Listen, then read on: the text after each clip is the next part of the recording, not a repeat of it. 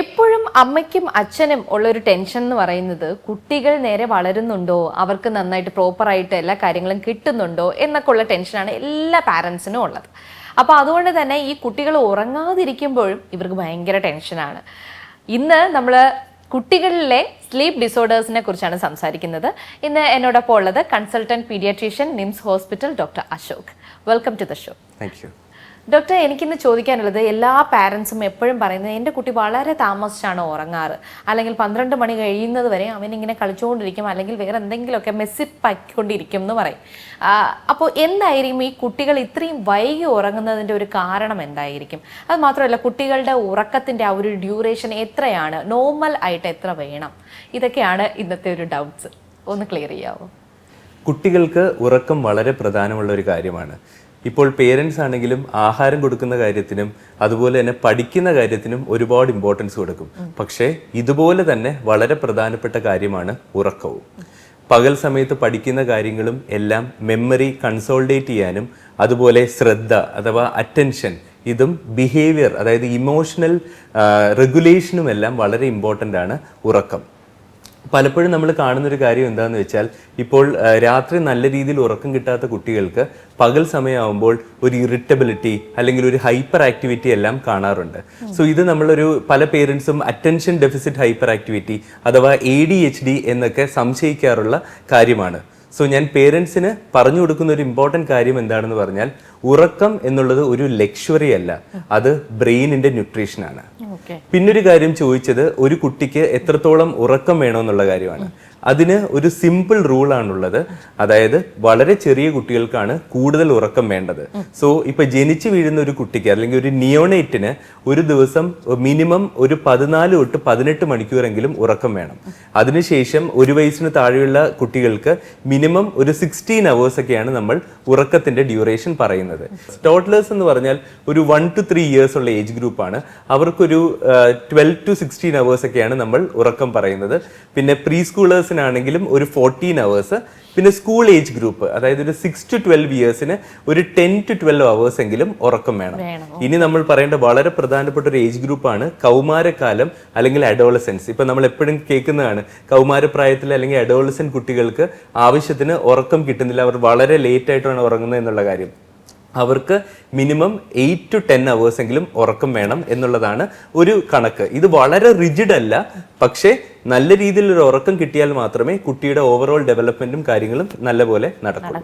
Okay doctor, അപ്പൊ ഈ കുട്ടികൾ 12 മണി കഴിഞ്ഞിട്ടേ ഉറങ്ങുള്ളൂ, എന്നിട്ട് രാവിലെ ഇവർക്ക് 8 മണിക്കായിരിക്കും ചിലപ്പോൾ പ്രീ സ്കൂളിലോ ഒക്കെ പോവേണ്ടത്, അല്ലെങ്കിൽ നഴ്സറിയിൽ കൊണ്ടാക്കുന്നത്. അവിടെ ഇരുന്ന് ഉറക്കം തൂങ്ങാറുണ്ട് കുട്ടികൾ. ചില കുട്ടികൾ അങ്ങനെ ഉറക്കം തൂങ്ങാറില്ല, വീണ്ടും ഹൈപ്പർ ആക്റ്റീവ് ആയിരിക്കും. അതിന്റെയൊക്കെ കാരണം എന്തായിരിക്കും? മിക്കവാറും എനിക്ക് തോന്നുന്നു എല്ലാവർക്കും അറിയേണ്ട ഒരു കാര്യമാണ്, എന്റെ മോൻ 2 മണിക്കേ ഉറങ്ങുള്ളൂ, രാത്രി 2 മണി വരെ ഉറക്കം ഒഴിച്ചിരിക്കും എന്ന് പറയുന്നുണ്ട്. ഇത് കാരണം പാരന്റ്സിനും ഉറക്കം കിട്ടാതെ ആയി പോവാറുണ്ട്. എങ്ങനെ നമുക്ക് അത് മാറ്റിയെടുക്കാന്നും കൂടി ഒന്ന് പറയാം. സോ ഇതിനെക്കുറിച്ച് ഞാൻ സംസാരിക്കുമ്പോൾ ഫസ്റ്റ് ഓഫ് ഓൾ പല പ്രായക്കാർക്കും ഈ സ്ലീപ്പ് റിലേറ്റഡ് ആയിട്ടുള്ള പ്രോബ്ലം അല്ലെങ്കിൽ ഉറക്ക സംബന്ധമായ പ്രശ്നങ്ങൾ പലതായിരിക്കും. ഇപ്പോൾ വളരെ ചെറിയ കുട്ടികൾ അവരിപ്പോൾ ഉറങ്ങാൻ വേണ്ടി കിടക്കുമ്പോൾ അവരെന്താ ചെയ്യുക എന്ന് പറഞ്ഞാൽ എന്താണ്, അവർക്ക് ഉറങ്ങാനായിട്ട് ഒരു മടി കാണും അല്ലെങ്കിൽ ഒരു ഉറങ്ങാൻ വേണ്ടി റെസിസ്റ്റ് ചെയ്യും. ഇതിന് ബെഡ് ടൈം റെസിസ്റ്റൻസ് എന്നാണ് പറയുന്നത്.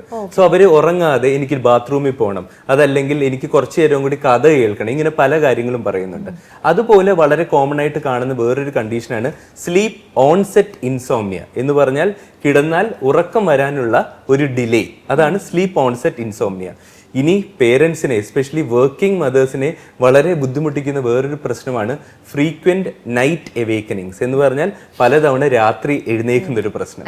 ഇതുപോലെ തന്നെ ചില കുട്ടികൾക്കാണെങ്കിൽ രാത്രിയാണെങ്കിൽ ചിലപ്പോൾ കാലിട്ടടിക്കുന്ന ഒരു സ്വഭാവം, അതായത് കാല് റെഗുലറായിട്ട് കാല് മൂവ് ചെയ്യുന്നൊരു പ്രശ്നം കാണും, മൂവ്മെന്റ് ആയിട്ടുള്ളൊരു പ്രശ്നം കാണും.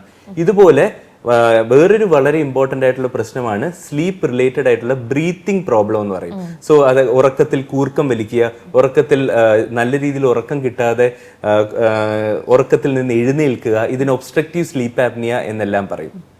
സോ ഇതൊക്കെയാണ് വളരെ കോമൺ ആയിട്ട് കാണുന്ന സ്ലീപ്പ് റിലേറ്റഡ് പ്രശ്നങ്ങൾ. ഇനി ഇതെല്ലാം നമുക്ക് മാറ്റിയെടുക്കാൻ ഇതെല്ലാം മാറ്റിയെടുക്കാവുന്ന കാര്യങ്ങളാണ്. പലപ്പോഴും നമ്മൾ മനസ്സിലാക്കേണ്ട ഒരു കാര്യം എന്ന് പറഞ്ഞാൽ ചെറിയ കുട്ടികളിൽ ഉണ്ടാകുന്ന പല സ്ലീപ്പ് റിലേറ്റഡ് പ്രശ്നങ്ങളും ബിഹേവിയറിലാണ്. കുഞ്ഞ് പഠിച്ചു വരുന്ന ആ ബിഹേവിയർ അനുസരിച്ചാണ് അവരുടെ ഈ ഉറക്കത്തിന്റെ ശീലവും വരുന്നത്. പലപ്പോഴും ഒരു പ്രോപ്പറായ സ്ലീപ്പ് റുട്ടീൻ എന്ന് പറഞ്ഞാൽ ഉറങ്ങുന്നതിന് മുമ്പ് ചെയ്ത് ഉറക്കത്തിലോട്ട് പോകുന്ന ആ സമയത്തുള്ള റുട്ടീനെയാണ് ബെഡ് ടൈം റുട്ടീൻ എന്ന് പറയുന്നത്. സോ അത് ശരിക്കുള്ള രീതിയിൽ പോവാത്തത് കൊണ്ടും പല ദിവസങ്ങളിലും പല സമയത്ത് ഉറങ്ങുന്നതും കൊണ്ടാണ് ഈ പ്രശ്നങ്ങളൊക്കെ ഉണ്ടാവുന്നത്. അപ്പോൾ ഉറങ്ങുന്നതിന് തൊട്ട് മുമ്പ് ഒരു പ്രോപ്പറായിട്ട്, അതായത് ആദ്യം ഭക്ഷണം കഴിക്കുന്നു, പിന്നെ ഡ്രസ്സ് മാറ്റുന്നു, ഒരു കഥ കേട്ട് പതിയെ ഉറക്കത്തിലോട്ട് പോകുന്ന ആ രീതിയിലുള്ളൊരു ബെഡ് ടൈം റുട്ടീൻ നമ്മൾ ഡെവലപ്പ് ചെയ്യണം. അത് ഡെവലപ്പ് ചെയ്തില്ലെങ്കിൽ കുട്ടിക്ക് ഒരു ചിട്ട കാണില്ല. അത് കാരണം നൈറ്റ് ടൈമിലാവുമ്പോഴാണെങ്കിലും അവർ ഉറങ്ങാതെ ഡിലേ ചെയ്യാറുണ്ട് ഉറക്കത്തിലോട്ട്. പിന്നെ ഒരു കാര്യം കൂടി എനിക്ക് പറയാനുള്ളത് നമ്മുടെ കൗമാരപ്രായക്കാരെ കുറിച്ചാണ്. അവർക്ക് പറയുന്ന ആ സ്ലീപ്പ് ഡിലേ എന്ന് പറഞ്ഞില്ലേ, ചില കുട്ടികൾ 2 വയസ്സ് വരെ, ഞാൻ ഈ ഇടയ്ക്ക് ഒരു സ്കൂളിൽ പോയപ്പോഴാണെങ്കിലും അവിടുത്തെ കുട്ടികൾ പറയുന്നതാണ് ഉറങ്ങുന്ന എത്ര മണിക്കാണ് ഉറങ്ങുന്നത്, ഒരു 10-11 മണി എന്നൊക്കെ ചില കുട്ടികൾ പറഞ്ഞു. പക്ഷെ ചില കുട്ടികൾ ആക്ച്വലി 2 മണി വരെയൊക്കെയാണ്, 2 മണിക്കൊക്കെയാണ് ഉറങ്ങാൻ കിടക്കുന്നത്. ഇനിയിപ്പോൾ കൗമാരപ്രായക്കാരുടെ കാര്യം പറയുകയാണെങ്കിൽ, അതായത് അഡോളസൻസിന്റെ കാര്യമാണെങ്കിൽ, ഇവരുടെ ഈ ഉറക്കം ഡിലേ ആവുന്നതിന് പല കാരണങ്ങളുണ്ട്. ഞാൻ നേരത്തെ പറഞ്ഞല്ലോ, ഒരു സ്കൂളിൽ പോയപ്പോഴത്തേക്ക് ചില കുട്ടികൾ രാത്രി 2 മണിക്കൊക്കെയാണ് ഉറങ്ങുന്നതെന്നാണ് പറയുന്നത്. അതിനുള്ള റീസൺ എന്താണെന്ന് വെച്ചാൽ ബേസിക്കലി തന്നെ ഇവർ സ്കൂൾ ഏജ്, ആ ഒരു ഏജിൽ എന്ന് പറഞ്ഞാൽ കുട്ടികൾക്ക് ഹൈപ്പോത്തറ്റിക്കൽ തിങ്കിങ് അല്ലെങ്കിൽ ആബ്സ്ട്രാക്ട് തിങ്കിങ് ഒക്കെ ഡെവലപ്പ് ചെയ്യുന്ന ഒരു പ്രായമാണ്.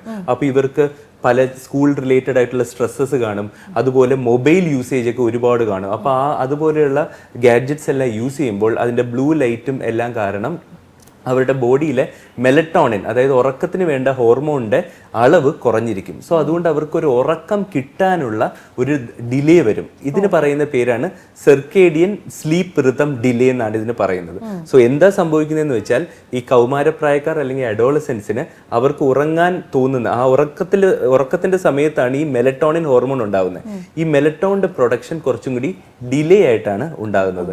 അത് കാരണം അവർക്ക് ഉറക്കം കിട്ടാനുള്ള സമയം ലേറ്റ് ആവും. അപ്പോൾ ഇങ്ങനെയുള്ള ഈ ഒരു പ്രശ്നങ്ങൾ വരുമ്പോൾ തന്നെ നമുക്ക് വീട്ടിൽ അല്ലെങ്കിൽ ചെയ്യാൻ പറ്റുന്ന, പാരൻസിന് ചെയ്തു കൊടുക്കാൻ പറ്റുന്ന ഒരു സിറ്റുവേഷൻ അല്ലെങ്കിൽ അവർക്ക് ഉണ്ടാക്കി കൊടുക്കാൻ നല്ല ഒരു ഉറക്കം കിട്ടാൻ വേണ്ടിയിട്ട് എന്തൊക്കെ ചെയ്തു കൊടുക്കാൻ പറ്റും? ശരിയാണ്. ഇപ്പൊ ഈ ചോദ്യത്തിന് ഞാൻ ആദ്യം പറയേണ്ടത്, പേരൻസ് ഫസ്റ്റ് മനസ്സിലാക്കേണ്ടത് കുട്ടികളുടെ ഉറക്കം വളരെ വളരെ പ്രധാനമാണെന്നുള്ള കാര്യമാണ്.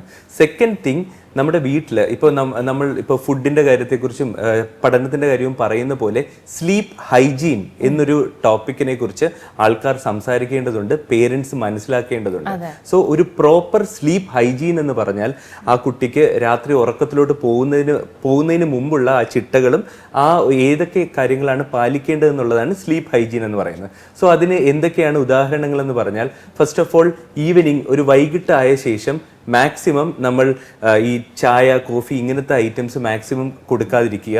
അത് കൊടുക്കുമ്പോൾ അവരുടെ ഉറക്കം കുറയാനുള്ള സാധ്യതയുണ്ട്. രണ്ടാമത്തത്, ഉറക്കത്തിന് മുമ്പുള്ള സമയം, അതായത് ഏതാണ്ട് ഒരു 1.5 മണിക്കൂർ സമയത്ത് ആ പീരീഡിൽ മാക്സിമം മൊബൈൽ അല്ലെങ്കിൽ സ്ക്രീൻ ടൈം പാടില്ല. അത് മെലറ്റോണിന്റെ ലെവൽ കുറയ്ക്കും.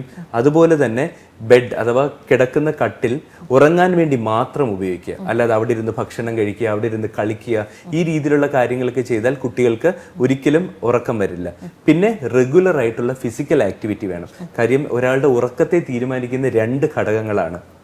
ഒന്ന് ഹോമിയോസ്റ്റാറ്റിക് സ്ലീപ്പ് ഡ്രൈവ് എന്ന് വെച്ചാൽ പകൽ സമയത്ത് നല്ല രീതിയിൽ വർക്ക് ചെയ്യുകയും ജോലി ചെയ്യുകയും ചെയ്യുമ്പോൾ നമുക്ക് ഈവനിങ് നൈറ്റ് ആകുമ്പോൾ ഒരു ഉറക്കം തോന്നില്ലേ, അതാണ് ഈ ഹോമിയോസ്റ്റാറ്റിക്. നമ്മുടെ ബോഡിയിൽ അഡിനോസിൻ അതുപോലെ കെമിക്കൽസ് അക്യുമുലേറ്റ് ചെയ്യുന്നതുകൊണ്ടാണ് ഉണ്ടാകുന്നത്. രണ്ടാമത്തത് സെർക്കേഡിയൻ റിതം, അതായത് നമ്മുടെ ബോഡി ക്ലോക്ക് എന്ന് പറഞ്ഞാൽ ഈ മെലറ്റോണിൻ ഹോർമോൺ ശരീരത്തിൽ ഉണ്ടായിട്ട് കുട്ടിക്ക് ഉറക്കം കൊണ്ടുവരുന്നത്. സോ ഈ 2 കണ്ടീഷൻസിന്റെ ബാലൻസ് ഉണ്ടെങ്കിൽ മാത്രമേ നല്ലൊരു ഉറക്കം കിട്ടൂ. സോ പേരൻസ് ഇതുപോലെയുള്ള സ്ലീപ്പ് ഹൈജീൻ പ്രാക്ടീസസ് നല്ലപോലെ ചെയ്യണം. അതുപോലെ എല്ലാ കുട്ടികൾക്കും ഒരു പ്രോപ്പർ ബെഡ് ടൈം റുട്ടീൻ, ആ കുട്ടി ഉറങ്ങുന്നതിന് മുമ്പ് ചെയ്യേണ്ട റുട്ടീൻ കാര്യങ്ങൾ, അതായത് ബ്രഷ് ചെയ്യുന്നു, അത് കഴിഞ്ഞിട്ട് പൈജാമ ഡ്രസ്സെല്ലാം മാറ്റുന്നു, ആഹാരം കഴിച്ച ശേഷം ബെഡിൽ വന്ന ശേഷം ഉറങ്ങാനായി തന്നെ ബെഡിലോട്ട് വരിക. ആ ഉറങ്ങുന്നതിന് മുമ്പുള്ള സമയത്ത് നല്ല രീതിയിൽ ലൈറ്റ് എല്ലാം ഡിമ്മാക്കുക, ഒരുപാട് ശബ്ദങ്ങൾ പാടില്ല, ടെലിവിഷൻ ഒന്നും റൂമിൽ പാടില്ല. ഇതുപോലുള്ള കാര്യങ്ങൾ ചെയ്താൽ ഡെഫിനറ്റ്ലി കുട്ടിക്ക് ഒരു നല്ല ഉറക്കം കിട്ടുന്നതാണ്. ഓക്കെ, ഒരു 9 o'clock ആവുമ്പോൾ തന്നെ ഇവരെ ഉറക്കാൻ കിടത്തണം കൊടുക്കണം എന്നാണോ, അതോ എങ്ങനെയാണ് ആ ഒരു ടൈമിംഗ് ഒന്ന് പറഞ്ഞു തരാമോ? ഇപ്പോൾ ഞാൻ ഓൾറെഡി എത്ര നേരമാണ് ഒരു കുട്ടി ഉറങ്ങേണ്ടതെന്ന് അതെ, ആ പറഞ്ഞു, ഒരു ഡ്യൂറേഷൻ ഉണ്ട്. സോ ഈ കുട്ടി ഇപ്പോൾ യൂഷ്വലി ഒരു ചെറിയ കുട്ടി, ഇപ്പോൾ ഒരു അഡോളസന് മുമ്പുള്ള കുട്ടികളാണെങ്കിൽ ഒരു 8:30 to 9:30 ഈ ഒരു പീരീഡിലാണ് കുട്ടിക്ക് ആ മെലറ്റോണിന്റെ പ്രൊഡക്ഷൻ നല്ല രീതിയിൽ ഉണ്ടാകുന്നത്. സോ ആ പീരീഡിൽ ലൈറ്റ് എല്ലാം ഡിമ്മാക്കി ആൾക്ക് സൗണ്ട് എല്ലാം കുറച്ച് കുട്ടി ഉറക്കത്തിലോട്ട് പോവുകയാണ്, ഉറങ്ങേണ്ട സമയമാണെന്ന് കുഞ്ഞിനെ മനസ്സിലാക്കിയാൽ പതിയെ പതിയെ കുഞ്ഞിന് ആ ഉറക്കത്തിലോട്ട് വരും.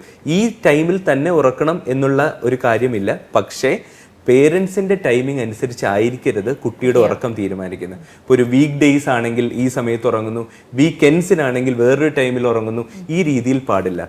റെഗുലർ ആയിട്ട് കുട്ടിക്കൊരു സ്ലീപ്പ് റുട്ടീനും സ്ലീപ്പ് ഹൈജീൻ, അതായത് റെഗുലർ ടൈമിൽ തന്നെ ആയിരിക്കണം കുട്ടി ഉറങ്ങേണ്ടത്. എണീക്കേണ്ടതും അതേപോലെ. അതെ അതെ, ആ കുട്ടി ഉറങ്ങിയ ശേഷം രാവിലെ. സോ ഈ സിറ്റുവേഷൻ നമ്മൾ മനസ്സിലാക്കേണ്ട ഒരു കാര്യം എന്ന് പറഞ്ഞാൽ, പണ്ടൊക്കെ നമ്മൾ ഈ സൂര്യ നമസ്കാരം ചെയ്യും ഇങ്ങനെയൊക്കെ പറയില്ലേ. സോ രാവിലെ എഴുന്നേൽക്കുന്ന സമയത്ത് നല്ല രീതിയിൽ സൂര്യനെ കാണുകയും സൂര്യനെ നോക്കുകയും ചെയ്യുമ്പോൾ ആ ലൈറ്റ് കാരണം ഉറക്കം ഉണ്ടാക്കുന്ന ആ ഹോർമോൺ, അതായത് മെലറ്റോണിൻ, നമ്മുടെ ശരീരത്തിൽ നിന്ന് ഡെസിപ്പേറ്റ് ചെയ്തു പോകുന്നു. ഇതുകൊണ്ട് കുട്ടിക്ക് നല്ല ആക്റ്റീവായിട്ട് ആ ഒരു ഡേ സ്റ്റാർട്ട് ചെയ്യാനും പറ്റും. സോ പ്രഭാതത്തിൽ നല്ല രീതിയിൽ സൂര്യൻ്റെ നല്ല ലൈറ്റ് മുഖത്തടിക്കും. അല്ലാതെ രാവിലെ എഴുന്നേൽക്കുമ്പോൾ തന്നെ റൂം വളരെ ഇരുട്ടാണെങ്കിൽ കുട്ടിക്ക് ആ ഒരു ഡ്രൗസിനെസ് എപ്പോഴും കാണും. ഈ മെലറ്റോണിൻ എന്ന് ഡോക്ടർ കുറച്ച് സമയമായിട്ട് പറയുന്നുണ്ട്. പക്ഷെ അങ്ങനെ ഒരു ടാബ്ലറ്റോ അല്ലെങ്കിൽ ഒരു സിറപ്പോ ഒക്കെ കുട്ടികൾക്ക് പലപ്പോഴും കൊടുക്കാനായിട്ട് ശ്രമിക്കാറുണ്ട്. ഇത് ഏത് സ്റ്റേജിലാണ് കൊടുക്കേണ്ടി വരുന്നത്? അതായത് ഈ ടാബ്ലറ്റ് ആയിട്ടോ അല്ലെങ്കിൽ ഈ ഹോർമോൺ ടാബ്ലറ്റ് കൊടുക്കേണ്ടി വരുന്ന ഒരു സ്റ്റേജ് എപ്പോഴാണ്? ഈ മെലറ്റോണിൻ എന്ന് പറയുന്നത് നമ്മുടെ ശരീരത്തിൽ നാച്ചുറലായി ഉണ്ടാകുന്ന ഒരു ഹോർമോണാണ്. സോ രാവിലെ ആകുമ്പോൾ, അതായത് സൂര്യപ്രകാശം വീഴുമ്പോൾ ഈ മെലറ്റോണിൻ എന്ന ഹോർമോണിന്റെ ലെവൽ നമ്മുടെ ശരീരത്തിൽ നിന്ന് കംപ്ലീറ്റ്ലി പോകും. അതിനുശേഷം ഒരു ഈവനിങ് ടൈം ആകുമ്പോൾ നമ്മുടെ ബയോളജിക്കൽ ക്ലോക്ക് ആക്ടിവേറ്റ് ആയി ഉറങ്ങാനുള്ള ടൈമായെന്ന് നമ്മുടെ ശരീരത്തെ ബോധ്യപ്പെടുത്തുന്ന ഹോർമോണാണ് മെലറ്റോണിൻ. സോ ഉറങ്ങുന്ന ആ സമയത്താണ് ഈ മെലറ്റോണിന്റെ ലെവൽസ് കൂടി നിൽക്കുന്നത്. സോ കുട്ടികൾക്ക് മെലറ്റോണിൻ കൊടുക്കേണ്ട ഇൻഡിക്കേഷൻസ് പൂർണ്ണമായും ഡോക്ടേഴ്സാണ് തീരുമാനിക്കേണ്ടത്. വളരെ യൂഷ്വലായിട്ട് മെലറ്റോണിൻ ഹോർമോൺ കുട്ടികൾക്ക് നമ്മൾ കൊടുക്കാറില്ല. ഒരു നല്ല സ്ലീപ്പ് റുട്ടീനും നല്ല രീതിയിലുള്ള ബെഡ് ടൈം റുട്ടീൻ എല്ലാം പാലിച്ചാൽ തന്നെ മിക്കവാറുമുള്ള ഈ സ്ലീപ്പ് പ്രോബ്ലംസ് എല്ലാം നമുക്ക് ഈ ടാബ്ലറ്റ് അല്ലെങ്കിൽ ഡ്രഗ്സ് ഇല്ലാതെ തന്നെ മാറ്റാവുന്നതാണ്. പിന്നെ വളരെ റെയറായിട്ട് ചിലപ്പോൾ ഈ ന്യൂറോ ഡെവലപ്മെന്റൽ ഡിസോർഡേഴ്സ് എന്നൊക്കെ പറയും, അറ്റൻഷൻ ഡെഫിസിറ്റ് ഹൈപ്പർ ആക്ടിവിറ്റി അല്ലെങ്കിൽ ഓട്ടിസം, ഇങ്ങനത്തെ കണ്ടീഷൻസിൽ ചിലപ്പോൾ ഇവർക്ക് ഈ മെലറ്റോണിൻ്റെ ലെവൽ ബോഡിയിൽ തന്നെ കുറവായിരിക്കും. സോ അത് കാരണം ഇവർക്ക് ഉറക്കം കിട്ടാൻ വളരെ ഡിഫിക്കൽട്ടാണ്. എസ്പെഷ്യലി ഓട്ടിസം ഉള്ള കുട്ടികൾക്കെല്ലാം അവർക്കൊരു 40 തൊട്ട് 80% ഓട്ടിസം ഉള്ള കുട്ടികൾക്ക് ഉറക്ക സംബന്ധമായ പ്രശ്നങ്ങൾ ഉണ്ടാകാറുണ്ട്. സോ ഇതുപോലെയുള്ള റെയർ സിറ്റുവേഷൻസിൽ മാത്രമേ നമ്മൾ മെലറ്റോണിൻ ഒരു പ്രിസ്ക്രിപ്ഷനോട് കൂടി മാത്രമേ കുട്ടികൾക്ക് നൽകാവൂ. അല്ലാതെ ഓൺലൈനിലും അല്ലാതെ മെഡിക്കൽ സ്റ്റോറിൽ നിന്ന് ഒരിക്കലും മെലറ്റോണിൻ എന്നുള്ള മരുന്ന് വാങ്ങി കുട്ടികൾക്ക് കൊടുക്കുന്നത് നല്ലതല്ല. അതിന് എല്ലാ മരുന്നുകൾക്കും അതിൻ്റെതായ സൈഡ് എഫക്ട്സ് ഉണ്ട്. അതുപോലെ തന്നെ മെലറ്റോണിൻ കൊടുക്കുന്ന ഹാബിറ്റും നല്ലതല്ല.